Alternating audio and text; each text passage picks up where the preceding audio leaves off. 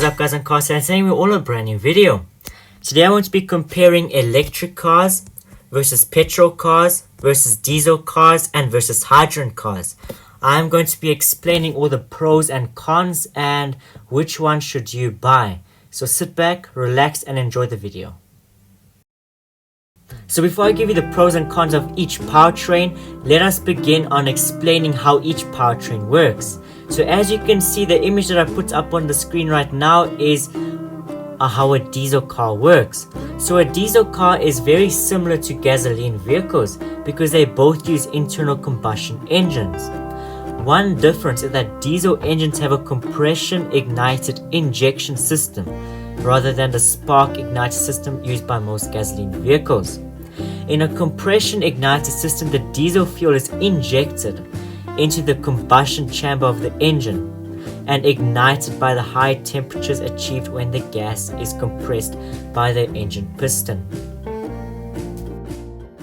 So a gasoline car typically uses a spark ignited internal combustion engine rather than the compression ignited system used in diesel vehicles. In a spark ignited system, the fuel is injected into the combustion chamber and combined with air. The air and fuel mixture is ignited by a spark from the spark plug. So now as you can see, an electric vehicle is far less complex compared to the diesel and petrol competitors. Now an electric car functions by plugging into a charge point and taking electricity from the grid. They store the electricity in rechargeable batteries that power an electrical motor, which turns the wheels. So it is far less complex than a petrol or a diesel car, the internal combustion engine. And a hydrogen fuel cell vehicle uses hydrogen gas to power an electrical motor. Unlike conventional vehicles which turns on gasoline or diesel, fuel cell cars and trucks combine hydrogen and oxygen to produce electricity, which runs a motor. So it's kinda like an electric car, but it follows the same principle as a gasoline or a diesel car, the internal combustion engine.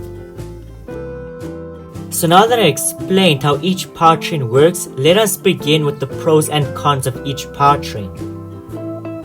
So the pros for diesel. Diesel offers better fuel economy, and in some countries diesel is cheaper to run. Diesel makes more torque and it is better for towing boats, cars, caravans and trailers. Diesel cars are much more economical compared to petrol cars, electric cars and hydrogen cars. The cons of diesel vehicles. Diesel is worse for the environment compared to petrol, electric or hydrogen vehicles. Diesel doesn't sound as good as a petrol car. Most diesel cars would struggle to start if it's very cold. Like I'm talking minus 15 degrees, minus 20 degrees. Diesel does require a bit more maintenance compared to its petrol rival.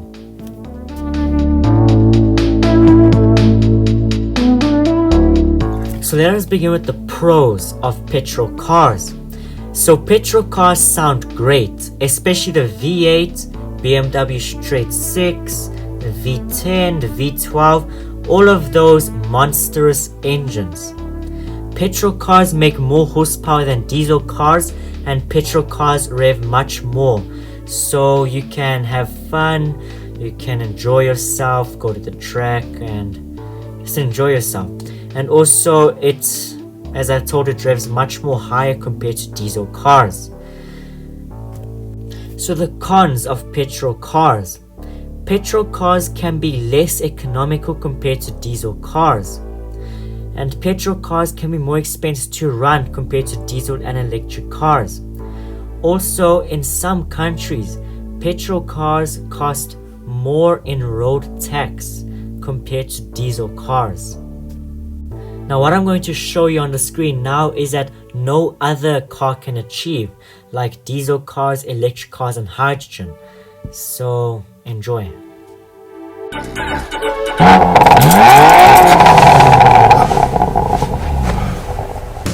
So now let's begin with the pros of electric cars. Electric cars are very silent, great for city driving and environmentally friendly. Electric cars have instant torque when driven, and electric cars are less complicated to run. Electric cars are cheaper to run compared to petrol and diesel and hydrogen cars, and electric cars have no tailpipe emissions. Now let's go through the cons of electric cars. Electric cars have no engine noise. Electric cars are bad for road trips and they do not have a high range. Electric cars are not as clean as you think they are. If you want to know why I said this, let me know down in the comment section below and I will make a separate video about why I said this. Electric cars are very heavy, and also, how safe do you think it is to have a big battery underneath you when you're in a car accident? So let's go through the pros of hydrogen cars. Hydrogen cars is clean for the environment just like electric cars. Hydrogen cars have a good range, and hydrogen cars share the same soul as the petrol cars. Hydrogen cars are not silent and it has some noise. You can work on hydrogen cars, so it's not as, let's say, simple as electric cars. It has some type of soul from the petrol and diesel cars. And the last pro is that you do not have to mine for lithium ion from the Earth's surface, so that also saves on a lot of emissions. And then the cons of hydrogen cars. Hydrogen cars are still not fully developed yet, so it's basically like they're still in the beta stage, just like electric cars 10 years ago. And hydrogen cars are basically an electric vehicle because the fuel cell powers an electrical motor. So it shares the same principle as the internal combustion engine, and it is like the twin sister of the electric car. So it's basically an electric car, but something more interesting than an electric car, if I say.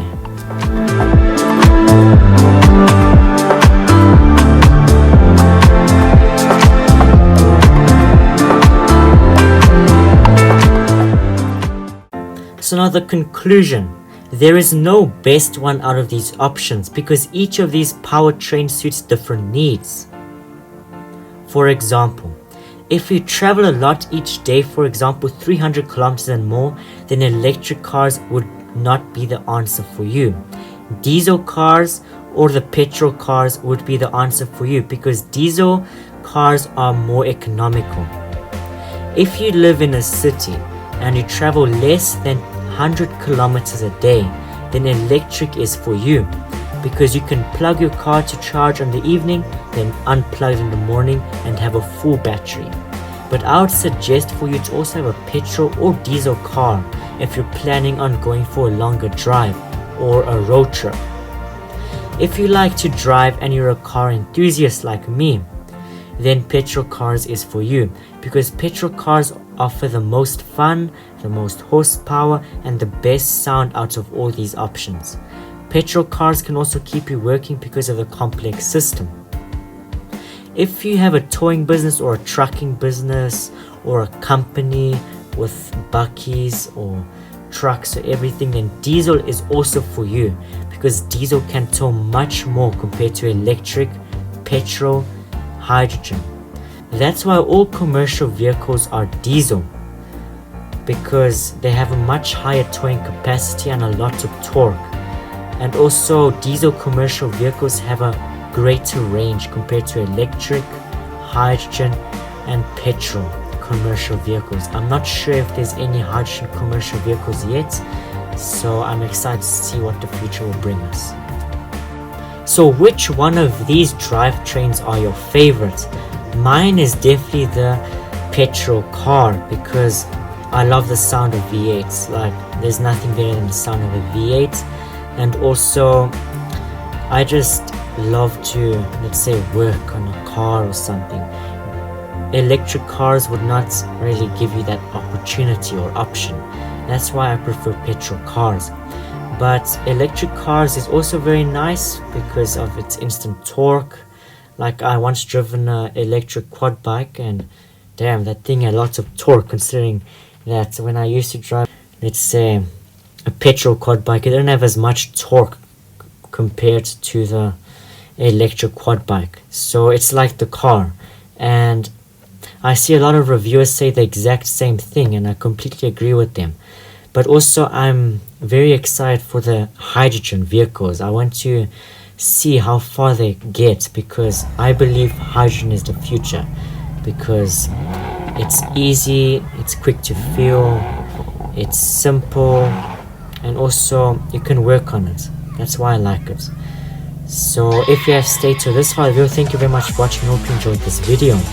If you want me to make more videos like this, let me know down in the comment section below, and I will gladly do more videos like this. If you want me to compare, let's say, the fuel prices and the cost of owning a diesel car, petrol car, hydrogen car, and electric car, then I will compare all of them, and I will make another video of this. It is a very interesting topic because I don't really speak a lot about electric and hydrogen cars, so I'm pretty excited about this. So have a great day as always, and I'll see you in my next video. Goodbye.